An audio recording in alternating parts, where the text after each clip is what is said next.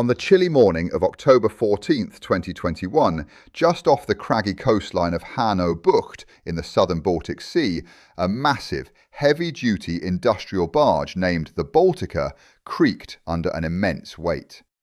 Stowed within its cavernous iron hold were precisely 3,000 tons of coarse, dark grey glacial gravel, dredged from inland quarries. As the vessel reached its designated coordinates, a mechanical groan echoed across the grey waters, and the hydraulic doors beneath the hull slowly began to part. Within minutes, a colossal plume of sediment erupted beneath the surface, blotting out the sun and sending shockwaves through the dark, icy depths below. The immense cargo vanished into the abyss, leaving behind a murky, swirling vortex and a profound silence. For those watching from the shore, the true purpose of this deliberate pollution remained entirely shrouded in secrecy, leaving onlookers to wonder what catastrophic event this midnight dumping was designed to trigger, or what terrifying entities it would soon summon from the deep.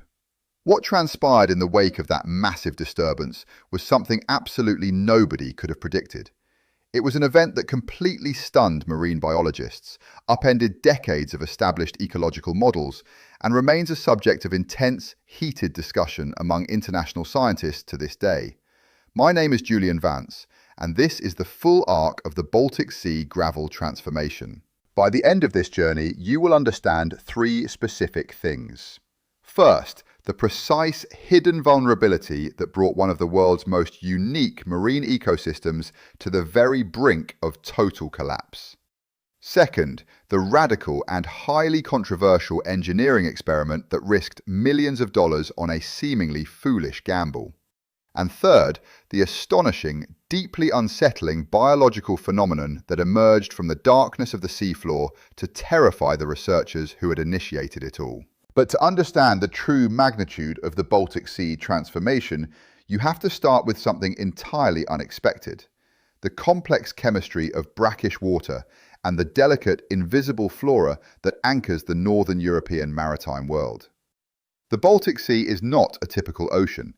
It is a giant, semi-enclosed basin where massive amounts of fresh water from over 200 rivers mix with the salty influx of the North Sea.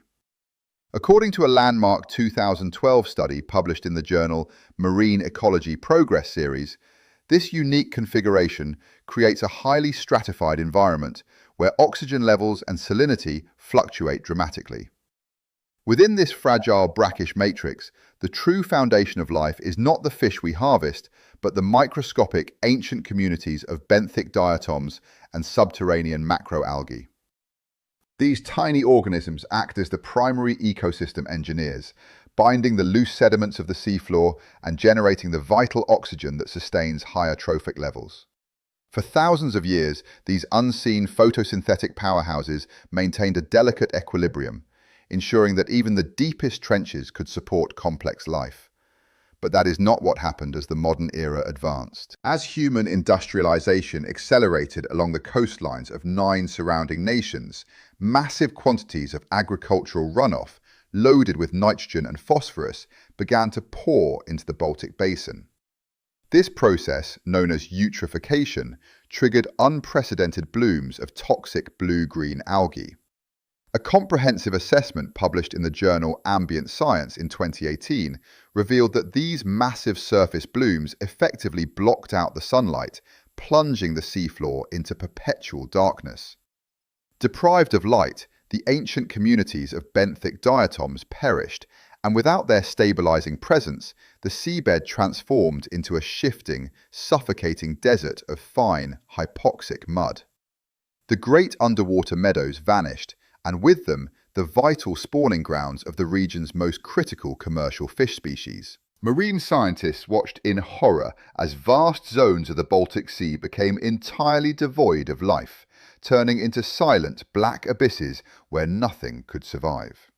Yet, even as the situation grew increasingly dire, nobody expected what came after. For decades, conservationists attempted standard remediation techniques, spending billions of euros to reduce onshore agricultural runoff and regulate coastal industrial emissions. However, the damage to the seafloor was already done.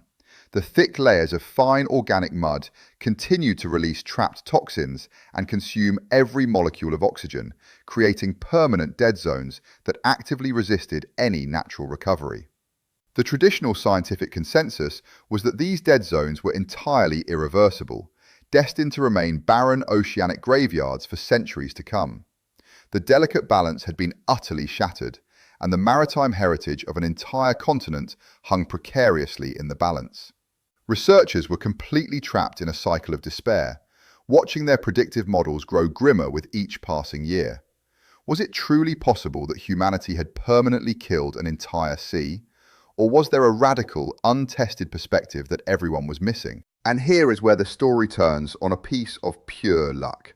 In the spring of 2019, a routine geological survey vessel mapping the sea floor near the island of Gotland suffered a severe mechanical failure in its acoustic sonar array. The ship was forced to drop anchor unexpectedly in a shallow, high-energy wave zone where a historical maritime accident had occurred a century prior. Specifically, the sinking of a cargo ship carrying raw industrial granite gravel. When the frustrated technicians deployed a remote-operated underwater vehicle to check their fouled anchor line, the live video feed transmitted back to the surface left them completely speechless.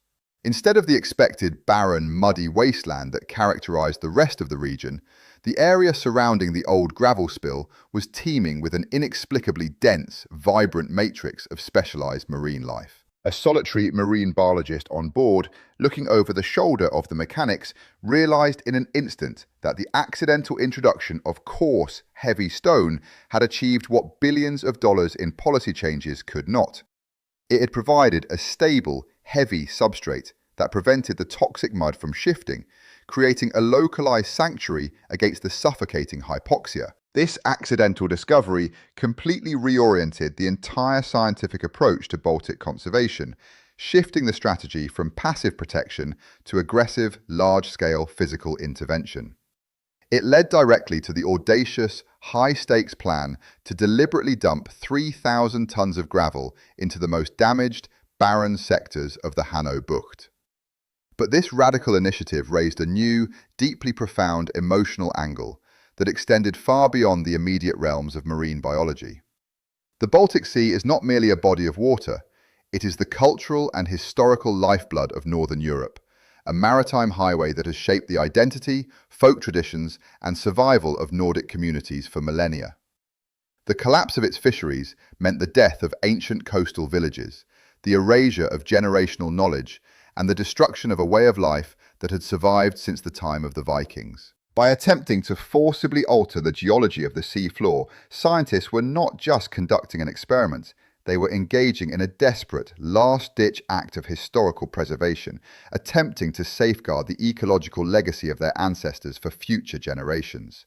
Yet, as the heavy barges prepared to drop their massive payloads into the dark waters, a powerful antagonist loomed in the form of fierce political opposition and deep skepticism from traditional oceanographers, who warned that introducing thousands of tons of foreign rock could cause an environmental catastrophe, permanently burying the remaining native species and poisoning the water column forever.